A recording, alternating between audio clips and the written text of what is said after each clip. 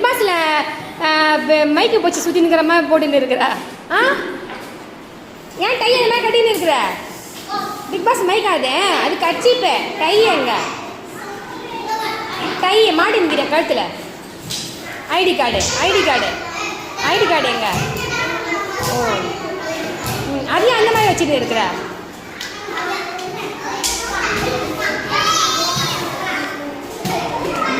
என்னடா